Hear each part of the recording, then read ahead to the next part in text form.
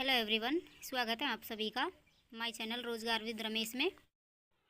यदि दोस्तों आप भी कोई भी कॉम्पिटेटिव एग्जाम की तैयारी कर रहे हैं, चाहे से railway, group D, NTPC, technician, RPF, JE और सभी प्रकार की एसएससी की किसी प्रकार की एग्जाम की तैयारी करते हैं, वनडे एग्जाम की, तो इंपोर्टेंट मैथ के जितने भी फॉर्मूले हैं दोस्तों वो हमने एक ही वीडियो में कवर कर लिए हैं और ऐसी वीडियो आपको यूट्यूब पर देखने को नहीं मिलेगी। इससे पहले फिजिक्स के जितने भी फॉर्मूले बन रहे थे दोस्तों हमने यूट्यूब चैनल की प्ले लिस्ट पर डाल दिए हैं, तो वहां से आप देख सकते हैं। वीडियो के डिस्क्रिप्शन बॉक्स में लिंक मिल जाएगा। और साइंस के चैप्टर वाइज क्लास 10th की जो साइंस है, एनसीईआरटी जो क्वेश्चन पूछे जाते हैं रेलवे के एग्जाम्स में लगातार, और टेक्नीशियन की एग्जाम चल रही है तो उनमें पूछे जा रहे हैं, तो उनकी भी दोस्तों प्लेलिस्ट अलग से चैनल पर बन चुकी है, तो वहां से आप देख सकते हैं। तो दोस्तों जितने भी मैथ के क्वेश्चन बन रहे थे यानी कि फॉर्मूले बेस इंपोर्टेंट जो सारे चैप्टर वाइज हमने कवर करवा दिए गए हैं। यूट्यूब पर आपको ऐसा कंटेंट देखने को नहीं मिलेगा। तो एग्जाम से पहले आपने दोस्तों इस वीडियो का रिवीजन कर लिया ना, तो एक भी क्वेश्चन आपका गलत नहीं होगा। सीधे डायरेक्ट वहां पर फॉर्मूले बेस्ड क्वेश्चन पूछे जाते हैं। तो यहाँ पर चैप्टर शुरू करते हैं दोस्तों। पहला है नंबर सिस्टम, संख्या पद्धति बोलते हैं। पहले एन प्राकृत संख्याओं का योग आपसे पूछा जाएगा, तो आपको लगा देना है n+1/2। यहाँ पर एग्जाम्पल आप देख सकते हैं, n की वैल्यू क्या रखनी है। जैसे पूछ लिया n पहली 4 प्राकृत संख्याओं का योग, तो n का मान आपको 4 रखना है और कुछ नहीं करना है, ठीक है। पहली n विषम संख्याओं का योग है दोस्तों n²। पहली n सम संख्याओं का योग होता है n+1, ठीक है। पहली n प्राकृतिक संख्याओं के वर्गों का योग होता है n+1 2n+1/6। ये लगातार पूछा जाता है जो टेक्नीशियन की एग्जाम थी उसमें दोस्तों पूछा गया है यूके2, ठीक है। उसके बाद में दोस्तों अगला नेक्स्ट क्वेश्चन है, उसमें पहली n प्राकृतिक संख्याओं के घन है ना, उनका योग पूछा जाएगा। तो आपको कुछ नहीं करना है, n+1/2 का होल स्क्वायर होता है, लेकिन डायरेक्ट आपको ये सूत्र याद रखना है n² और n+1 का स्क्वायर/4 है प्राकृतिक जो संख्या है उनका घनों का योग। अब दोस्तों नोट्स में आपको याद रख लेना है, एक न तो भाज्य और नई अभाज्य संख्या है, सबसे छोटी अभाज्य संख्या क्या है, 2 है, ठीक है। और दोस्तों सेकंड आता है, अगला है शेषफल प्रमेय, जिसे रिमाइंडर थ्योरम के नाम से जाना जाता है। कोई भी संख्या आपको दे दिया जाए दोस्तों 19 × 18 एग्जाम्पल के रूप में बटे 16 दे दिया, तो 16 से आप यहाँ पर काट दो 3 बचेगा ऊपर, 16 से यहाँ पर काट दो 2 बचेगा, तो शेषफल बच जाएगा 2। कितनी बड़ी संख्या आप यहाँ पर ले सकते हैं, ठीक है। ऋणात्मक शेषफल की बात करें तो दोस्तों जैसे 8 × 9 दे दिया और 10 से भाग देने की बोल रहा है, तो दोस्तों आपको कुछ नहीं करना है, 10 का भाग देना है तो ऋणात्मक क्या बचेगा 2, 10 का भाग देना है तो ऋणात्मक 1 बचेगा, तो 2 यहाँ पर शेषफल रह जाएगा, ठीक है। उसके बाद में दोस्तों अगर बात करें लार्ज पावर कंसेप्ट की दोस्तों बात कर लेते हैं, तो रिमाइंडर बटे शेष है 28/9 और उसकी पावर अगर आपको 1 2 3 4 कुछ भी दे दिया ना, तो इसका आपको फैक्टर कर देना है 27 + 1, ठीक है। ये संख्या पूरी बार कट जाएगी 9 से, तो उसको आपको छोड़ देना और 1 की पावर जितनी आएगी वही 1 की पावर आ जाएगी, ठीक है। साथियों आपको इस प्रकार फैक्टर कर देने हैं जे वो पूरा भाग्य काट सके, ठीक है। उसके बाद में दोस्तों अगर बात कर लेते हैं अगले जो भाज्य और भागफल शेषफल की बात करें, तो दोस्तों इसमें अगर बात करें भाज्य बराबर होता है भाजक इंटू भागफल प्लस शेषफल, यहाँ पर आप देख सकते हैं।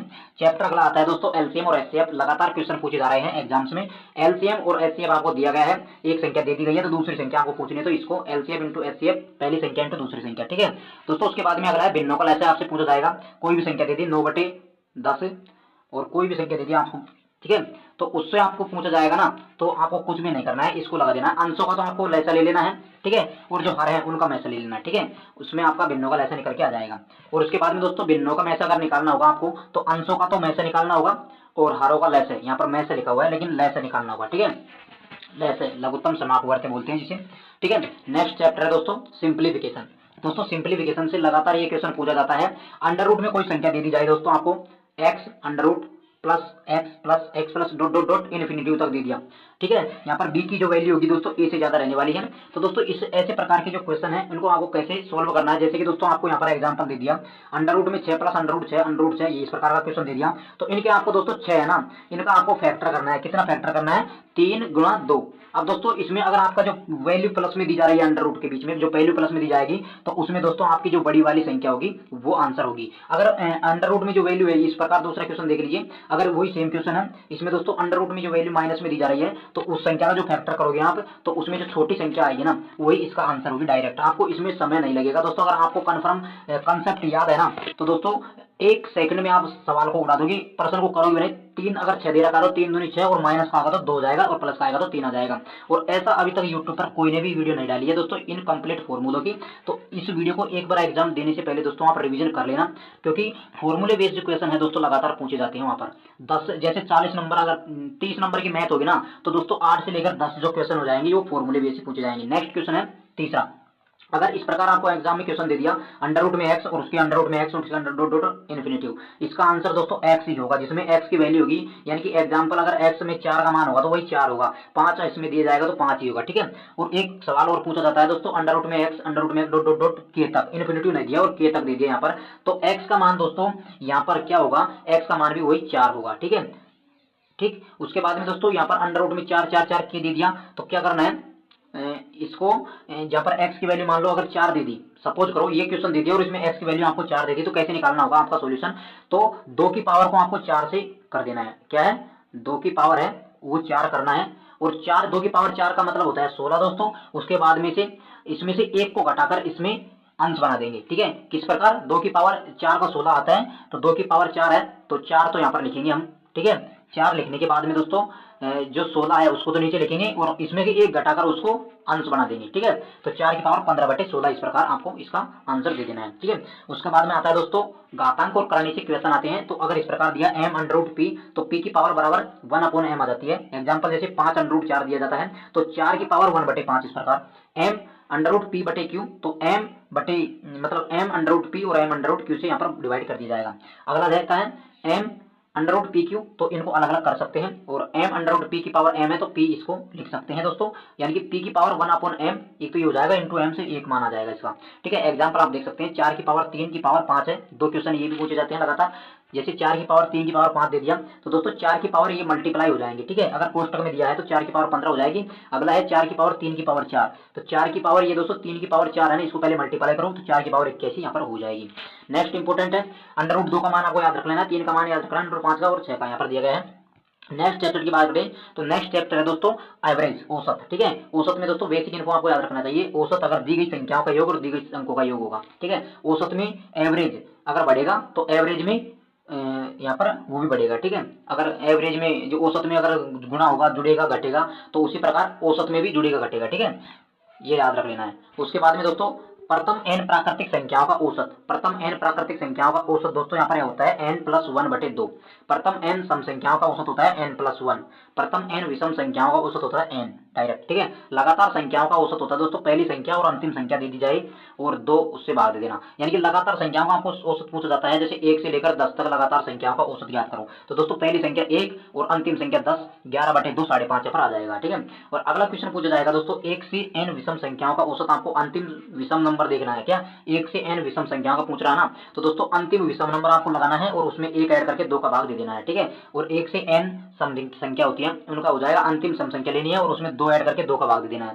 प्रथम n प्राकृतिक संख्याओं के वर्गों का औसत हो जाएगा दोस्तों n+1 2n+1/6। ठीक, जो प्रथम n प्राकृतिक संख्याओं के घनों का योग हो जाएगा n+1 का होल स्क्वायर बटे 4 हो जाएगा। ठीक है, यहाँ पर दोस्तों पहले था 2 था, n² था, तो अब यहाँ पर औसत आ रहा है तो 2 कट जाएगा। वो किसी संख्या के n गुणांक का औसत हो जाएगा नंबर गुणा n+1/2।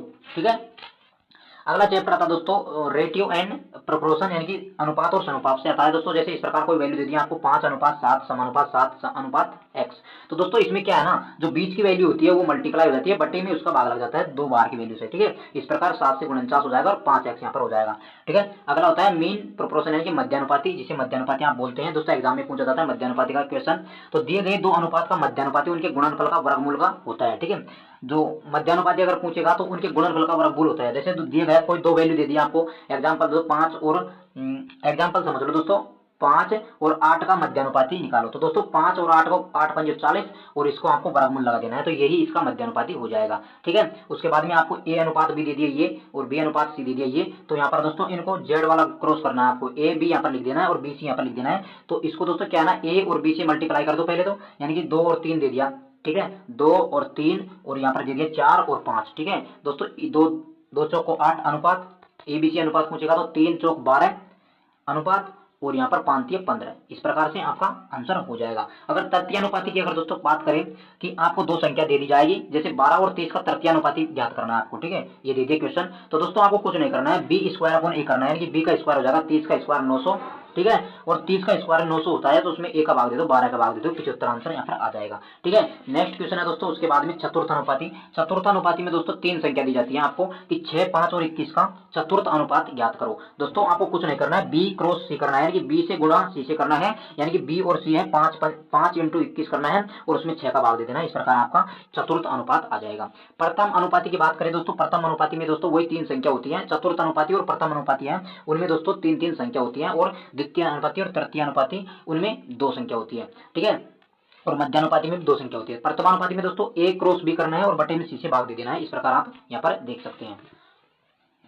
नेक्स्ट क्वेश्चन है दोस्तों, यहाँ पर आप देख सकते हैं चैप्टर अगला है परसेंटेज। परसेंटेज दोस्तों यहाँ पर आप स्क्रीनशॉट खींच सकते हैं इनकी, ये परसेंटेज की वैल्यू आपको याद रखनी चाहिए, तभी आपके क्वेश्चन सही होंगे, क्योंकि 1/2 है 50% है, ठीक है। ये सारे आपको याद रखने चाहिए। 1/3 का मान आ जाएगा 33.5%, 1/4 का 25%, 1/8 12.5, 2/7 14 सही 2/7। इसकी पीडीएफ टेलीग्राम चैनल पर मिल जाएगी, टेलीग्राम चैनल का लिंक वीडियो के डिस्क्रिप्शन बॉक्स में मिल जाएगा, ठीक।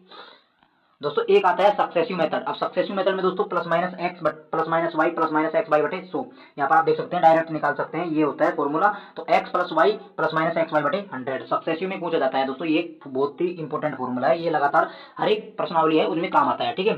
नेक्स्ट चैप्टर की बात करें दोस्तों, वो चैप्टर है प्रॉफिट एंड लॉस, यानी कि लाभ और हानि का चैप्टर है, यानी कि एसपी माइनस सीपी होता है प्रॉफिट। एसपी की वैल्यू, एसपी का मान होता है सेलिंग प्राइस जिसे विक्रय मूल्य बोलते हैं, और सीपी होता है कॉस्ट प्राइस जिसे क्रय मूल्य बोलते हैं। प्रॉफिट होता है लाभ और लॉस होती है हानि, ठीक है दोस्तों। लाभ और हानि हमेशा क्रय मूल्य पर ही होते हैं, ठीक है। एसपी माइनस सीपी यानी प्रॉफिट हो जाएगा, और सीपी माइनस एसपी, ठीक है। इसमें थोड़ा सा वो रहा है, सीपी माइनस एसपी, इसमें हो जाएगा दोस्तों हानि। क्या होगा, इसमें हमने लिखना भूल गए हैं, तो यहाँ पर हो जाएगा हानि, ठीक है।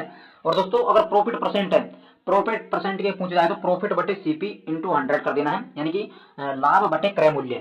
लाभ और हानि क्रय मूल्य पर होती है, कन्फर्म आपको याद रख लेना है। लॉस परसेंट पूछा जाए तो लॉस बटे कॉस्ट प्राइस इंटू 100%, और सेलिंग प्राइस पूछा जाए तो कॉस्ट प्राइस यानी क्रय मूल्य इंटू 100 प्लस माइनस प्रॉफिट या हो रहा है या लॉस हो रहा है उससे 100 का भाग दे देना है। अगर कॉस्ट प्राइस मुझे क्रय मूल्य तो सेलिंग प्राइस इंटू 100 बटे 100 प्लस माइनस प्रॉफिट और लॉस, ठीक है। ये आपको याद रख लेना है, क्योंकि दोस्तों एग्जाम में जो कि तो फॉर्मूले बेसिक क्वेश्चन पूछे जाते हैं। चैप्टर है डिस्काउंट, जिसमें छूट बट्टा आता है, जिसमें क्रमागत छूट आपसे पूछा जाएगा दोस्तों। तो आपको यही सक्सेसिव मेथड आपको लगा देना है, x plus y minus x y बटे 100%, ठीक है। डायरेक्ट आपका आंसर आ जाएगा। नेक्स्ट है दोस्तों चैप्टर है सिंपल इंटरेस्ट, साधारण ब्याज जिसे बोलते हैं दोस्तों। सिंपल इंटरेस्ट की अगर बात करें, जो साधारण ब्याज आपसे पूछा जाएगा तो principal into rate into time यानी कि बटे 100, यानी कि PRT बटे 100। हिंदी में बात करें तो दोस्तों मूलधन इंटू दर इंटू समय बटे 100, इससे भाग दे देना है, ये साधारण आपका ब्याज निकल जाएगा। और अगर आपसे प्रिंसिपल पूछा जाए मूलधन तो SI इंटू 100 यानी कि सिंपल इंटरेस्ट, ठीक है। ब्याज गुणा 100 कर दो, और दोस्तों R इंटू टी का गुणा कर दो तो आपका P आ जाएगा, जिसके प्रिंसिपल बोलते हैं। दोस्तों आपको रेट पूछनी है तो वही करना है, यहाँ पर रेट को इधर को ले जाना है, और यहाँ पर जो P है उसको नीचे ले आना है। अगर टाइम पूछे समय तो टाइम को इधर ले जाओ और R को इधर को ले जाओ, ठीक है। इस प्रकार आपको क्वेश्चन कर लिए हैं। उसके बाद में चैप्टर है सेकंड कंपाउंड इंटरेस्ट यानी कि चक्रवर्ती ब्याज मिश्रधन। अगर आपसे पूछा जाए तो दोस्तों मूलधन इंटू 1 प्लस दर बटे 100 और समय आपको लगा देना है। ये सूत्र हो जाएगा A बराबर P 1 प्लस R बटे 100 और उसकी पावर n है। लेकिन दोस्तों चक्रवर्ती ब्याज अगर आपको निकालने की बात करें तो चक्रवर्ती मिश्रधन है, उसमें मूलधन निकाल के घटा देना है, ये सूत्र होता है, ठीक है। ये सूत्र आपको यहाँ पर लगा दिया है, तो इसमें से हम P कॉमन ले लेंगे तो इस प्रकार का सूत्र यहाँ पर निकल कर आ जाएगा। अब दोस्तों यहाँ पर जो ट्रिक है, ये सब फॉर्मूले आप देख लो, लेकिन एक ऐसा फॉर्मूला आप लास्ट में हम बताएंगे जो कंपाउंड इंटरेस्ट है, एक ट्री मेथड है दोस्तों, उससे आपके कितने भी क्वेश्चन हो सारे क्वेश्चन बन जाएंगे, ठीक है। जब दर अलग अलग हो तो ये सूत्र आपको लगा देना है। जब दोस्तों ब्याज प्रति छमाही हो तो दोस्तों क्या करना है, एक वर्ष में 2 छमाही होती है, तो दोस्तों 12 एक वर्ष में कितने महीने होते हैं 2, तो दोस्तों यहाँ पर आप छमाही होती है तो 2 से यहाँ पर भाग दे देंगे, ठीक है। तो यहाँ पर दर में 2 का भाग दे देंगे, ठीक है, और समय में 2 से गुणा कर देंगे। उसी प्रकार जब ब्याज की जो तिमाही होती है तो एक तिमाही कितनी होती है, तिमाही होती है 12 महीने में 3, 4 तिमाही होती है, तो दोस्तों आपको 4 से दर में भाग दे देना है, जितनी दर दी गई है, और समय में 4 से गुणा कर देना है। जब ब्याज मासिक देय हो यानी कि 12 महीने हो तो दोस्तों आपको कुछ नहीं करना है, यानी 12 से दर में भाग दे देना है और समय भी 12 से गुणा कर देना है, ठीक है। और दोस्तों एक फॉर्मूला ये पर इस प्रकार है, आप क्वेश्चन करोगे ना तो जैसे 2 वर्ष का जो कंपाउंड इंटरेस्ट है वो 2:1 होता है, 3 वर्ष का होता है 3:3:1। कैसे होता है दोस्तों आपको बता दें, यहाँ पर 2 वर्ष का होता है 2:1 आप लोग लिख देना है। 3 वर्ष का अगर पूछे तो 2 और 1 3 होता है, ठीक है। मतलब 3 वर्ष का लिखोगे तो पहले 3 तो लिखोगे, और 2 और 1 3 होता है, और उसके बाद में 1 को यहाँ कहाँ उतार देना है। 4 वर्ष का पूछे तो 4 वर्ष तो शुरू में लिखोगे, और 3 और 3 होता है 6, और उसके बाद में 3 और 1 4, और इसके बाद में 1 को लिख देना है। 5 वर्ष की पूछे तो दोस्तों 5 वर्ष में क्या है ना, 5 वर्ष तो लिखेंगे यहाँ, ठीक है। उसके बाद में 6 और 4 10 होते हैं, 6 और 4 10 होते हैं, 4 और 1 5 होता है, और 1 का 1 यहाँ पर आ जाएगा। 6 वर्ष की पूछे तो 6 वर्ष तो लिखेंगे, 5 और 10 15, 10 और 10 20, 10 और 5 15, 5 और 1 6, और 1 अनुपात ये हो जाएगा। अब ऐसे क्वेश्चन आपको कैसे करना है, आपको दे दिया क्वेश्चन 4000 रुपए पर 10% चक्रवर्ती ब्याज की दर से 2 वर्ष का CI क्या होगा। दोस्तों आपको कुछ नहीं करना है, 4000 पर 10% निकालना है। 4000 रुपए का 10% निकालोगे तो 400 आ जाएगा। फिर दूसरे साल की पूछा है तो 400 का भी निकाल दो आप 10%, 40 आ जाएगा। अब दोस्तों 2 वर्ष का फॉर्मूला था 2:1, तो 2 से इसको गुणा कर दो और 1 से इसको गुणा कर दो, तो इस पर 800 ही हो जाएगा, 40 ही हो जाएगा, तो 840 यहाँ पर हो जाएगा। इसी प्रकार आप इससे भी कर सकते हैं, एक फॉर्मूला तो ये है।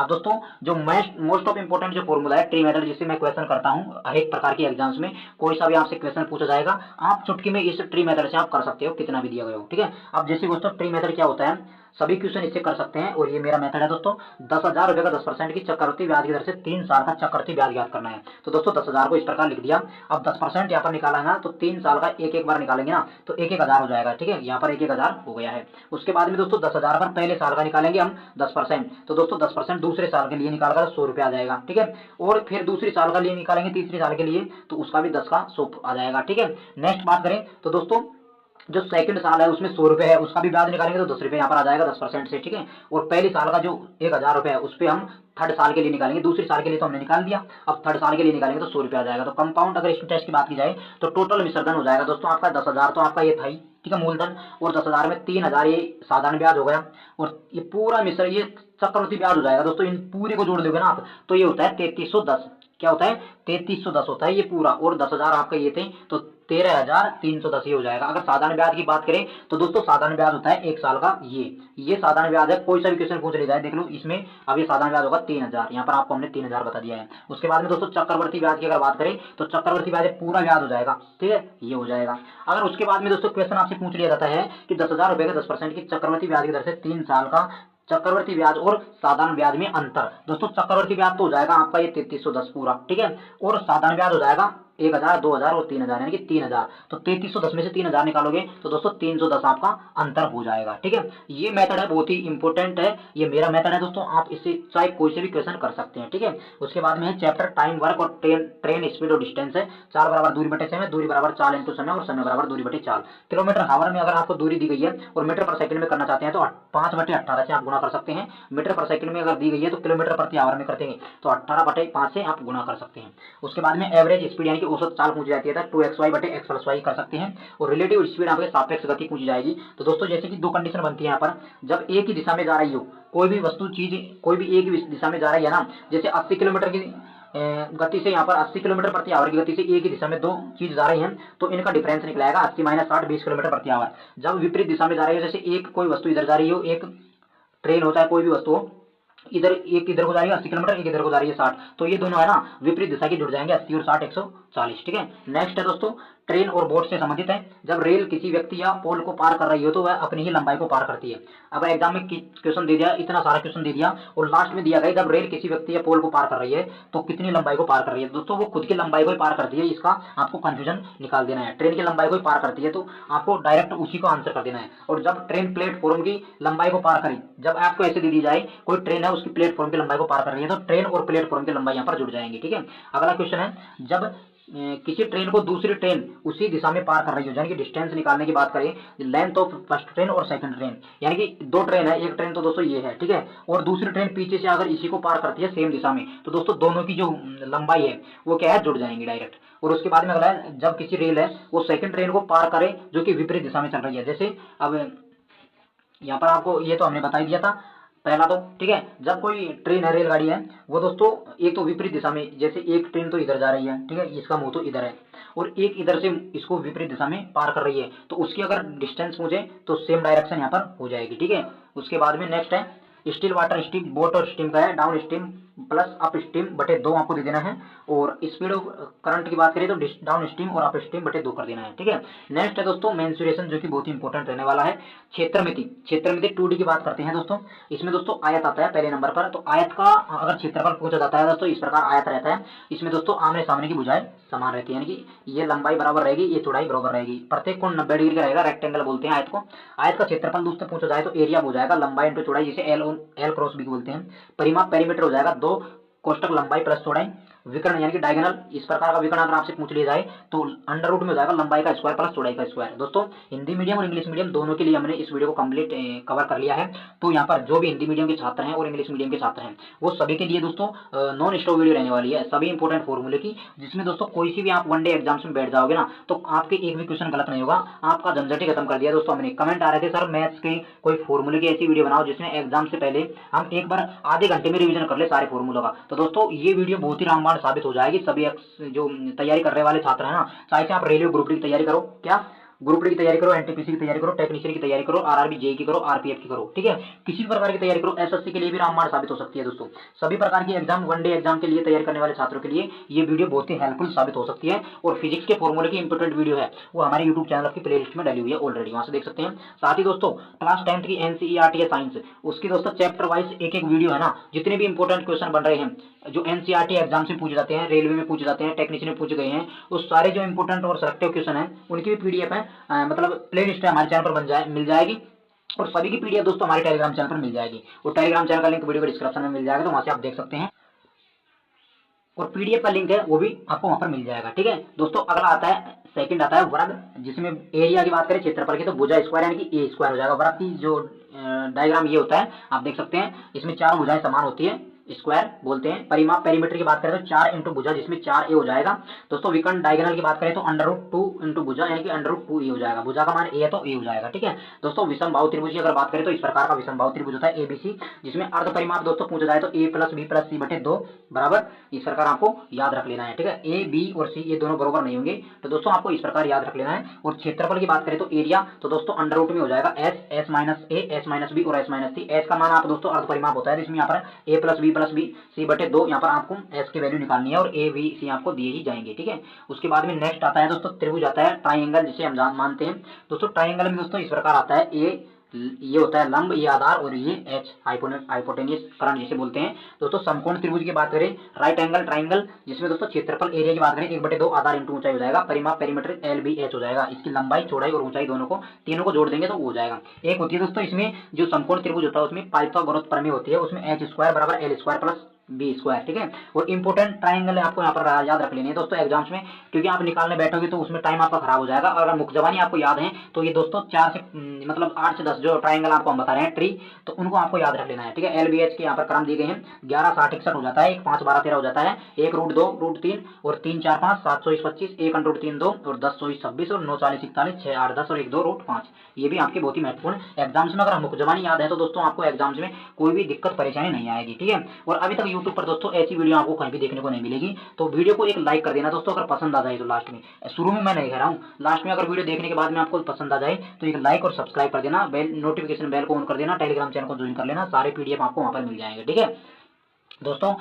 एक छोटा चैनल है एजुकेशन अलर्ट, ठीक है, लेकिन दोस्तों कंटेंट और क्वालिटी आपको एकदम बेहतरीन मिलेगी। थोड़ा सा आपको दोस्तों यहाँ पर क्या है ना, अभी छोटा चैनल है, अब छोटा को बड़ा आप लोग कर सकते हैं दोस्तों। आपका अगर सपोर्ट रहा ना तो दोस्तों आप कर सकते हैं। बहुत मेहनत लगती है इस वीडियो को बनाने में, लिखने में, सारा जो कंटेंट है खुद तैयार करता हूँ दोस्तों। और कोई पीसी लैपटॉप नहीं है, लोकल फोन है, उससे मैं पूरा एडिट करता हूँ। टाइम लगता है दोस्तों, कभी कभी जो एडिट करने में जो वीडियो पूरा जो डिलीट हो जाता है, परेशानी का सामना करना पड़ता है। तो दोस्तों आप क्या है ना, सुपर थैंक्स से भी आप सपोर्ट कर सकते हैं, ठीक है। समबाहु त्रिभुज की अगर दोस्तों बात करें तो समबाहु त्रिभुज में दोस्तों इक्विलैटरल ट्राइंगल आता है, तो उसमें दोस्तों समबाहु त्रिभुज में क्या है, तीनों कोणों की वैल्यू एक रहती है 60 डिग्री की। ए बी सी यहाँ पर दिए गए हैं। क्षेत्रफल अगर समबाहु त्रिभुज एरिया की बात करें तो √3/4 इंटू भुजा का स्क्वायर हो जाएगा, जैसे √3/4 ए यहाँ पर भुजा है सेम, ठीक है। ऊंचाई हाइट की बात करें तो √3/2 इंटू भुजा यानी कि √3/2 ए। परिमाप पेरीमीटर की बात करें तो 3 गुना भुजा यानी 3 है। ए भुजा वाली अनंत वृत्त की त्रिज्या अगर पूछ जाए तो दोस्तों a/2 √3 हो जाएगा, और ए भुजा वाली समबाहु त्रिभुज के परिवर्त की त्रिज्या पूछी, अंतवृत्त की त्रिज्या हो जाएगी a/2 √3 और परिवर्त की पूछे तो a/√3। ये भी आपको याद रख लेना है एग्जाम्स में। ये सूत्र आपसे बार बार खटकते हैं और एग्जाम्स में आपका क्वेश्चन गलत हो जाता है सूत्र याद नहीं रहने की वजह से। एग्जाम से पहले दोस्तों आपने इस वीडियो को आधे घंटे का रिवीजन कर लिया ना, चाहे से आप दोस्तों एग्जाम से पहले डबल स्पीड में इस वीडियो को देख लेना, लेकिन एक भी क्वेश्चन आपका गलत नहीं होगा। समद्वि भाव त्रिभुज आता है, तो दोस्तों समद्वि भाव में क्या होता है, एक त्रिभुज होता है, उसमें एक बीच में जो यहाँ पर लंब डाला जाता है वो सेम दिशा में यहाँ पर काटता है दोनों को सेम में, ठीक है, यानी कि शीर्ष लंब आधार को 2 बराबर भागों में यहाँ पर बांटता है। उसके बाद में दोस्तों सूत्र की बात करें क्षेत्रफल की समद्वि भाव की तो b/4 और अंडर रूट में 4a² माइनस b² हो जाएगा। ऊंचाई हो जाएगी हाइट 1/2 4a² माइनस b²। परिमाप हो जाएगा दोस्तों 2a प्लस b, ठीक है।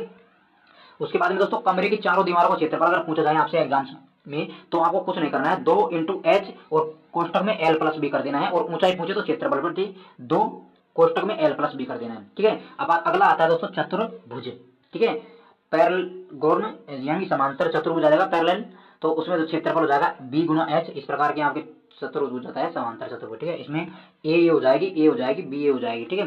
नेक्स्ट हो जाएगा दोस्तों क्षेत्रफल b इंटू एच, तो b और ये हाइट हो जाती है दोस्तों, ठीक है। परिमाप होता है दोस्तों 2 कोष्टक a प्लस बी और बीच का कोण समकोण नहीं होता है इसमें दोस्तों, ये जो कोण होता है ये समकोण नहीं होता है, ठीक है, ये आपको ध्यान रख लेना है। रेम्बस आ जाता है समचतुर्भुज। दोस्तों समचतुर्भुज की आप देख सकते हैं चित्र इस प्रकार से रहता है, इसमें दोस्तों जो 90 डिग्री का कोण होता है, ठीक है, ये रहता है। और दोस्तों बात करें तो यहाँ पर जो D1 होता है ये D2 होता है और चारों भुजाओं का मान सेम होता है ए। क्षेत्रफल एरिया की बात करें तो 1/2 into D1 into D2, D1 और D2 क्या होते हैं दोस्तों, ये होते हैं विकर्ण, ठीक है। उसके बाद में दोस्तों परिमाप पेरीमीटर की बात करें तो 4 गुणा ए हो जाएगा, यानी कि 4a²। और एक अगर आपसे 4a² की वैल्यू पूछी जाती है तो वो हो जाएगा D1² प्लस D2², ठीक है। नेक्स्ट आएगा विकर्ण एक दूसरे को समकोण पर काटते हैं, ये दोनों विकर्ण है ना, ये एक दूसरे को 90 डिग्री एंगल पर काटते हैं, ठीक है। ट्रेपीजोइडल यानी कि समलंब चतुर्भुज इस प्रकार से आपको दिया गया होगा, ये हाइट हो जाएगी यहाँ पर बी और यहाँ पर ए हो जाएगी, ठीक है। समलंब चतुर्भुज में क्षेत्रफल होता है 1/2 गुणा ऊंचाई और भुजाओं का योग, 1/2 ऊंचाई हो जाएगा और भुजाओं का योग हो जाएगा, ए और बी है उन दोनों भुजाओं का यहाँ पर योग हो जाएगा, ठीक है। नेक्स्ट है दोस्तों उसके बाद में विषम बाहु त्रिभुज ट्रेपीजोइड, ठीक है। क्षेत्रफल हो जाएगा 1/2 DP plus B Q into A C. यहाँ पर आप देख सकते हैं इसकी बनावट इसको इस प्रकार है।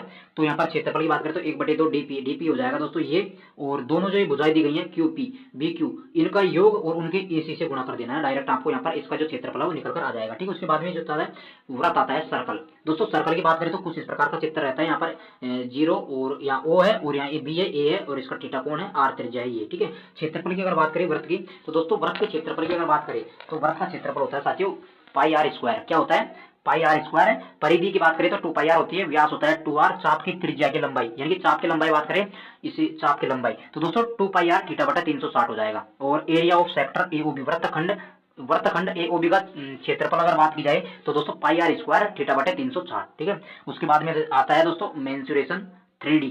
क्या होता है मेंसुरेशन 3D, आप इस प्रकार देख सकते हैं दोस्तों। उसमें आता है दोस्तों घनाभ जिसे बोलते हैं क्यूबोइड। क्यूबोइड दोस्तों इस प्रकार की डायग्राम की यहाँ पर देख सकते हैं संरचना। आयतन होता है घनाभ का आयतन LBH यानी लंबाई चौड़ाई ऊंचाई। कुल पृष्ठीय क्षेत्रफल हो जाएगा दोस्तों 2 कोष्टक लंबाई इंटू चौड़ाई प्लस चौड़ाई इंटू ऊंचाई प्लस ऊंचाई इंटू लंबाई, ठीक। टोटल सरफेस एरिया हो जाएगा ये कुल पृष्ठीय क्षेत्रफल। विकर्ण की बात करें दोस्तों अंडर रूट में कुछ नहीं होगा, अंडर रूट में L² plus B² plus H², ठीक है। इस प्रकार आप देख सकते हैं। अगर कमरे की बात की जाए तो दीवारों का कुल क्षेत्रफल अगर आपसे पूछा जाए कमरे में, रूम कमरे की बात की जाए तो 2 कोष्टक L cross B cross H, यहाँ पर देख सकते हैं। कमरे का आयतन टोटल अगर पूछा जाए तो LBH हो जाएगा, छत और फर्श का क्षेत्रफल हो जाएगा L और B, ठीक।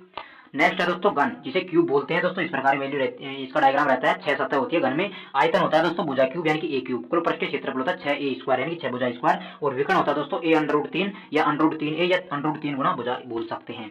नेक्स्ट दोस्तों अगर बात करें तो आता है सिलेंडर जिसे बेलन बोलते हैं दोस्तों। बेलन दोस्तों इस प्रकार की डायग्राम रहता है, ये हाइट रहती है, ये यहाँ पे त्रिज्या रहती है। नेक्स्ट बात करें दोस्तों आयतन की, बेलन का आयतन होता है आधार का क्षेत्रफल गुना ऊंचाई पाई आर स्क्वायर होता है इसका। और वक्र पृष्ठ का क्षेत्रफल यानी कि कवर्ड सरफेस एरिया है। उसकी बात करें तो दोस्तों आधार का परिमाप H यानी कि 2 पाई आर एच हो जाता है। कुल पृष्ठीय क्षेत्रफल जिसे टोटल सरफेस एरिया बोलते हैं दोस्तों। तो इसमें क्या क्या हो जाएगा, ये तो 2 पाई आर एच यानी कि वक्र पृष्ठ का क्षेत्रफल हो जाएगा, पूरे वक्र पृष्ठ का क्षेत्रफल। और दोनों वृत्तों का क्षेत्रफल, एक वृत्त दोस्तों ये है, एक वृत्त ये है और एक ये वक्र पृष्ठ है। तो दोस्तों वक्र पृष्ठ का क्षेत्रफल हो जाता है 2 पाई आर एच और 2 पाई आर स्क्वायर। एक का होता है पाई आर स्क्वायर, दो का हो जाएगा 2 पाई आर स्क्वायर। तो दोस्तों इनमें हम 2 पाई आर कॉमन ले लेंगे ना, इसमें 2 पाई आर कॉमन लेंगे तो r प्लस एच बच जाएगा, यानी 2 पाई आर कॉमन लेने में h प्लस r, इसको किस प्रकार भी लिख सकते हैं दोस्तों। ये एग्जाम की दृष्टि से बहुत ही महत्वपूर्ण रहने वाले हैं, चाहे रेलवे की किसी प्रकार की एग्जाम की तैयारी कर रहे हो, चाहे एसएससी की कर रहे हो। एग्जाम से पहले दोस्तों आधे घंटे की इस वीडियो को आप डबल स्पीड में भी देख लेते ना, तो आपका एक भी क्वेश्चन गलत नहीं जाएगा। सारे उत्तर हैं वो आपको एक ही शॉट में यानी कि एक ही वीडियो में आपको रिविजन हो जाएंगे। और आप दोस्तों वीडियो को लाइक तो मत करना, लेकिन आप बाद में जब वीडियो को देख लोगे ना तो आप लाइक करने का आपको मन करेगा, ठीक है। और चैनल को भी सब्सक्राइब कर देना, बेल आइकन को प्रेस कर लेना, जो सारी नोटिफिकेशन आपको हमारे चैनल पर मिलती रहे। और पीडीएफ आपको टेलीग्राम चैनल पर मिल जाएगी, तो वहां से आप डाउनलोड कर सकते हैं। साथियों सारी जो प्लेलिस्ट है वो हमारे यूट्यूब चैनल पर बनी हुई है, प्लेलिस्ट पर आप एक बार जाकर देख सकते हैं। फिजिक्स के इंपोर्टेंट फॉर्मूले भी डले हुए हैं, केमिस्ट्री के डले हुए हैं, मैथ्स के भी डले हुए हैं। और दोस्तों जो साइंस है क्लास 10th की है उसके चैप्टर वाइज यहाँ पर चैप्टर चल रहे हैं, तो एनसीईआरटी बेस बता रहे हैं। जो भी रेलवे की एग्जाम से पूछी जा रही है साइंस, वो बहुत महत्वपूर्ण रहने वाले, तो वहां पर आप जाकर आप देख सकते हैं। नेक्स्ट है दोस्तों खोखला बेलन यानी कि हॉलो सिलेंडर, जिसमें 2 बेलन दिए गए हैं, ठीक है। दोस्तों आयतन की बात करें दोस्तों खोखला बेलन का आयतन तो pi R square minus R square into H. दोस्तों इसमें आर क्या है, बड़ा आर है वो बड़े बेलन की त्रिज्या है, और छोटा आर है छोटे बेलन की त्रिज्या। एक बेलन में 2 बेलन है तो खोखला बेलन हो जाएगा दोस्तों, इसकी हाइट हो जाएगी वही, ठीक है। अब दोस्तों इसमें बात करें तो वक्र पृष्ठ का क्षेत्रफल 2 pi R plus R into H. R वही बड़े बेलन की त्रिज्या और छोटे बेलन की त्रिज्या, ठीक है। कुल पृष्ठीय क्षेत्रफल दोस्तों यहाँ पर 2 pi R plus 2 pi R square minus R square. तो 2 पाई इसमें कॉमन ले लेंगे तो R plus R square minus R square हो जाएगा। आर है बाहरी त्रिज्या और आर आंतरिक त्रिज्या, एच ऊंचाई हो जाएगा। नेक्स्ट क्वेश्चन है प्रिज्म। आयतन हो जाएगा प्रिज्म का आधार का क्षेत्रफल गुना ऊंचाई, पार्श्व पृष्ठीय क्षेत्रफल हो जाएगा आधार का परिमाप इंटू हाइट, और कुल पृष्ठीय क्षेत्रफल हो जाएगा पार्श्व पृष्ठीय क्षेत्रफल और आधार का क्षेत्रफल और शीर्ष का क्षेत्रफल। नेक्स्ट है दोस्तों कोण, शंकु जिसे बोलते हैं। ठीक है,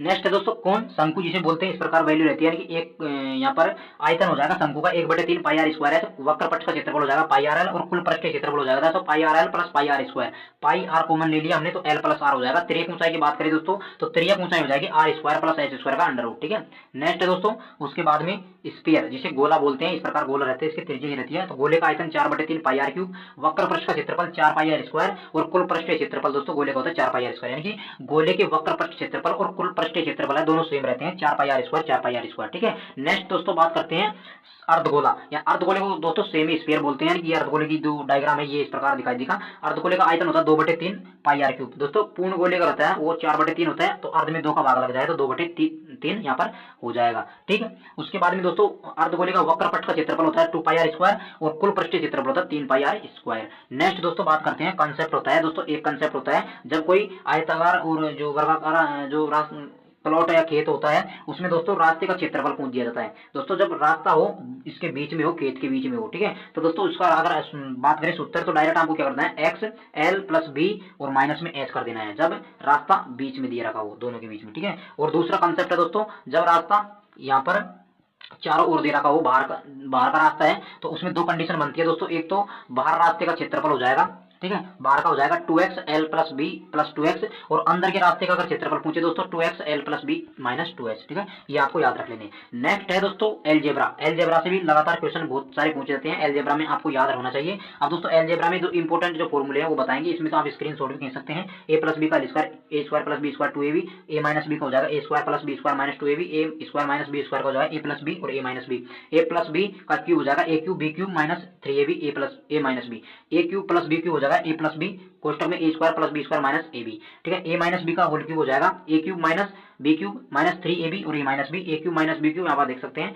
तो दोस्तों ये सूत्र आप यहाँ पर देख भी सकते हैं। उसके बाद में जो इंपॉर्टेंट जो सूत्र बनेगा दोस्तों ये बनेगा 10वां और 11वां। ठीक है, इसमें A cube plus B cube plus C cube minus 3abc बराबर हो जाएगा A plus B plus C और A square plus B square C square A minus B minus C और सी माइनस ए। ये एग्जाम्स में लगातार पूछा जाता है, रेलवे के एग्जाम में ये दो क्वेश्चन है ना, ये ही एग्जामिनर के फेवरेट रहने वाले हैं। तो दोस्तों इन फॉर्मूलों को आपको याद रख लेना है कंफर्म। और दोस्तों यदि a प्लस बी किसी की वैल्यू अगर 0 दे रखी है तो ए cube B cube C cube हो जाएगा 3abc। ठीक है, ये फॉर्मूला बहुत इंपॉर्टेंट रहने वाला है। अब दोस्तों इससे संबंधित जो कितने भी इंपॉर्टेंट फॉर्मूले बने रहे हैं वो एग्जाम में जो कितने पूछा जाता है दोस्तों, आपसे एग्जाम में पूछ लिया एक्स प्लस 1/x की मान अगर k दे रखा है और x square plus 1/x square की वैल्यू आपसे पूछ ली जाती है तो आपको कुछ नहीं करना है दोस्तों, k स्क्वायर माइनस 2 कर देना है, यानी कि जितनी भी स्क्वायर की वैल्यू आएगी उसमें 2 घटा देना है। ठीक है, जब दोस्तों आपको दे दिया x की वैल्यू 5 दे दी, 5 प्लस 1/5 बराबर दे दिया है आपको, कुछ भी दे दिया हो जैसे आपको 25 दे दिया, ठीक है, तो आपको यहाँ पर स्क्वायर में वैल्यू पूछ लेगा 1/5 स्क्वायर बटे 1/5 स्क्वायर।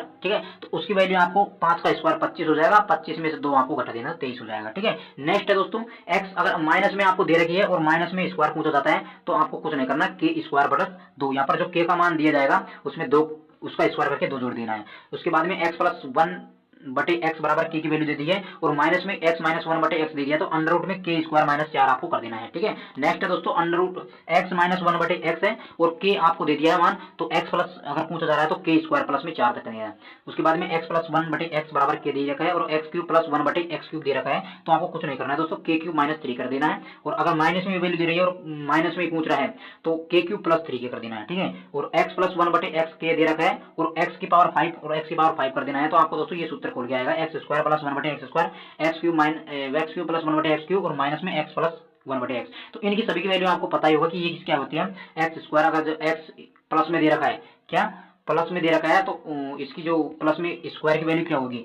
ठीक है, तो प्लस में दे रखा है तो प्लस की वैल्यू आपको वहां पर देख सकते हैं k स्क्वायर माइनस 2 होती है। ठीक है, ये होती है, तो इस प्रकार आप यहाँ पर देख सकते हैं, इस प्रकार इसको सोल्व भी कर सकते हैं। अगला है नेक्स्ट है, उसको भी आप कर सकते हैं। नेक्स्ट अगला चैप्टर है दोस्तों ट्रिग्नोमेट्रिक, त्रिकोणमिति है।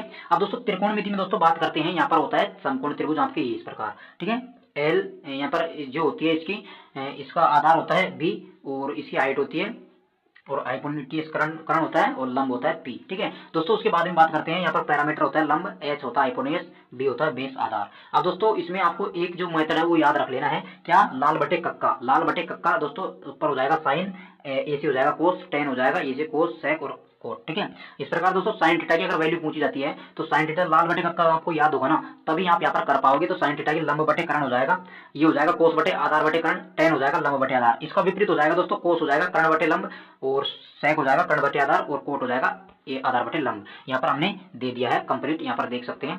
ठीक है, अब इसमें दोस्तों पूछा जाता है साइन थीटा बराबर लंब बटे कर्ण, तो लंब क्या होता है, इसे चित्र के आधार पर लंब होता है दोस्तों आपका यहाँ पर P यहाँ पर दे दिया और H यहाँ पर दे दिया। कोस बराबर आधार बटे कर्ण, तो आधार होता है B और कर्ण होता है H। इस प्रकार ये सारे फॉर्मूले मैंने यहाँ पर मेंशन कर दिए, आप देख सकते हैं। उसके बाद में दोस्तों कोसेक थीटा होता है 1 बटे साइन थीटा, तो cosec theta dot sine theta 1 हो जाता है, सेक थीटा कोस थीटा हो जाता है, इसके विपरीत हो जाता है कोस थीटा, यहाँ पर आप देख सकते हैं इस प्रकार हो जाता है। उसके बाद में दोस्तों एक इंपोर्टेंट फॉर्मूला जो हर एग्जाम में काम जाता है, तो टेन थीटा बराबर साइन थीटा बटे कोस थीटा होता है और एक कोट थीटा होता है कोस बटे साइन। ठीक है, इसको भी आपको याद रख लेना है। उसके बाद में नेक्स्ट है दोस्तों important sine square plus cos square theta बराबर 1 होता है, sec square theta minus tan square theta बराबर 1 होता है और cosec square theta minus cot square theta बराबर 1 होता है। ठीक है दोस्तों, ये टेबल है ना, ये टेबल भी आपको बहुत ही याद रख लेनी है, जिसमें 0 डिग्री, 30 डिग्री, 45 डिग्री, 60 डिग्री और 90 डिग्री का मान आपको याद रख लेना है। दोस्तों ये टेबल आप याद नहीं है तो दोस्तों इसका स्क्रीनशॉट आप खींच सकते हैं और याद कर सकते हैं। इसमें दोस्तों अगर ये जो इन्फिनिटी और 0 आ रहा है, ये किस प्रकार आ रहा है दोस्तों, अगर 1 बटे हम 0 करेंगे ना तो इसमें दोस्तों 0 ही आएगा। ठीक है, और 0 में 1 का भाग देंगे तो वो आएगा इन्फिनिटी। ये आपको याद रख लेना है, इसका स्क्रीनशॉट आप खींच सकते हैं। अब दोस्तों कुछ जो कंपाउंड जो रूल है, फॉर्मूले, यौगिक सूत्र है, वो भी आपको याद रख लेने हैं। जैसे कैसे, साइन ए प्लस बी का होता है साइन ए कोस बी और कोस ए साइन बी, साइन ए माइनस बी होता है साइन ए कोस बी माइनस कोस ए साइन कोस बी, कोस ए प्लस बी होता है कोस ए कोस बी माइनस साइन ए साइन बी, कोस ए माइनस बी होता है कोस ए कोस बी प्लस साइन ए साइन बी। ठीक है, अगला आता है टेन ए प्लस बी का फॉर्मूला इंपोर्टेंट है, टेन ए टेन बी यानी कि ten A plus ten B 1 minus ten A ten B, और अगला है टेन ए माइनस बी का हो जाएगा ten A minus ten B 1 plus ten A ten B. ठीक है, उसके बाद में दोस्तों साइन 2a का फॉर्मूला आता है 2 साइन ए कोस ए। अब इसको दूसरे टेन के पदों में अगर जो फॉर्मूला आएगा उसको यहाँ पर देख सकते हैं 2 ten A plus 1 plus ten square ए। उसके बाद में कोस 2a का फॉर्मूला और बनता है cos square A minus sine square ए, और साइन स्क्वायर के पदों में अगर पूछा जाए तो 1 माइनस 2 साइन स्क्वायर ए, इसकी वैल्यू हो जाएगी। ठीक है, तो कुछ इस प्रकार से दोस्तों ये सारे फॉर्मूले थे जो आपको हमने एक ही वीडियो में कवर करवा दिए गए हैं, जिसमें दोस्तों जितने भी इंपॉर्टेंट फॉर्मूले बन रहे थे उससे बाहर कोई भी फॉर्मूला यहाँ पर नहीं रहे।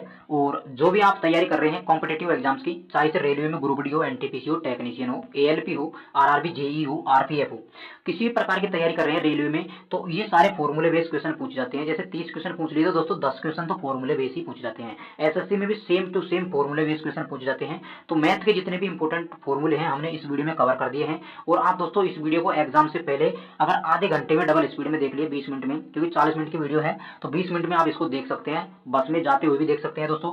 तो अगर देख लिया तो दोस्तों एक भी क्वेश्चन आपका नहीं रहने वाला है। ठीक है, और ऐसा कंटेंट शायद दोस्तों यूट्यूब पर आपको और नहीं देखने को मिलेगा। ठीक है दोस्तों, वीडियो अगर पसंद आ जाए, अगर आपको पसंद आ गई ना तो अब आप लाइक कर देना और चैनल को भी सब्सक्राइब कर देना, बेल आइकन को भी नोटिफिकेशन दबा देना, जिससे दोस्तों सारी अपडेट आपको मिलती रहे। और इससे अलावा दोस्तों जो फिजिक्स के इंपॉर्टेंट फॉर्मूले हैं सारे, हमने एक वीडियो बनाई है इसी प्रकार की, वो भी हमारे यूट्यूब चैनल की एक प्लेलिस्ट है, उसमें ऑल फॉर्मूला करके है, ऑल फॉर्मूला पीसीएम, तो वहां पर जाना दोस्तों। इसके साथ में ऊपर मिल जाएगी फिजिक्स की, ठीक है, केमिस्ट्री की मिल जाएगी, तो वहां से सारे फॉर्मूले एक साथ आप देख सकते हैं। साथियों जो क्लास 10th है उसकी जो साइंस है चैप्टर वाइज हम करवा रहे हैं, जो भी इंपॉर्टेंट क्वेश्चन बन रहे हैं बढ़िया बढ़िया, यानी कि एग्जाम में पूछे जा रहे हैं, टेक्नीशियन में पूछे जा रहे हैं, वो उसके हिसाब से सारे क्वेश्चन हम करवा रहे हैं। ठीक है, तो वहां पर आप जाकर देख सकते हैं।